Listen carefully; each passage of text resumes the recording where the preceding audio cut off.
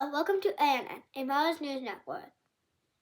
Coming up, we will have my co-host, Emma, interview Anne Frank. Hello, welcome to ANN. A-N-N.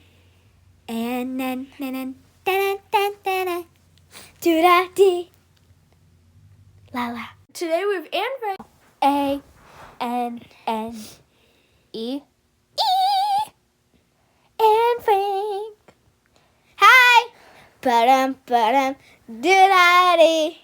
Frank here with us. She was a Jewish in the early 1900s. Anne. Hello! Anne, how are you doing today? Good, but I've been feeling weird since, I'm dead. And we don't talk about that. Why? So, Anne, can you tell us a bit about when you were a young child? I was born June 12th, 1929 in Frankfurt, Germany. I lived with my sister Margaret and my parents Otto and Edith. We were the Franks. As a Jewish family, we had to move to Amsterdam because of the Nazis. In Amsterdam, I attended a local Montessori school. I later started dating a young boy named Harry. I also got invited to my checker diary and became friends with Sunny and Lies. My father also had a business that he had to give away because Jewish businesses were legal. And can you tell us a bit about your life in hiding? Sure. My sister got a letter saying that she had to go to death camps. So in 1942, we had to go to an old storage room and turn it into a home. The room felt nothing like a home.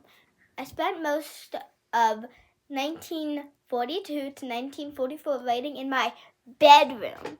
I grew a small romantic relationship with Peter, another boy in the index. I was mean to my mom in those years for no reason, and now I feel bad. Tell us about the death camps. In 1944, the Nazis came because they had suspicion that people were living in the index and found us there. They sent us by train to the camps. The ride was 3 days long. Some were killed, some were forced to work.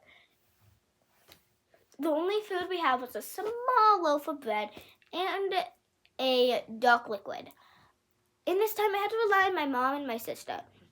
But me and Margaret were sent to a different camp, and my mom was left there. Well, she died in 1944 from physical and mental health decline.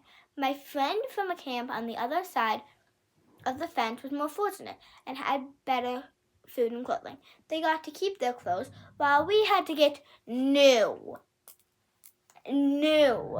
clothes. That were way worse. She threw a jacket and some food over the fence. But another lady got it, not me. But the second time, I got it. So, Anne, can you tell me about your death? Me and my sister got typhus, a sickness from lice, and died in 1944. Then my father told my story and shared my diary. I'm back, and I'm here to add on to what Anne said, because it kind of sounds bad, like that her dad shared her diary, but she was actually working on rewriting it to publish her diary because she saw someone else publish their diary, and she wanted to share her story to the world and teach them a lesson. The diary is called The Diary of a Young Girl, which is the published version, and it has sold over 30 million copies and has been translated into 70 languages. What is something you want people to learn?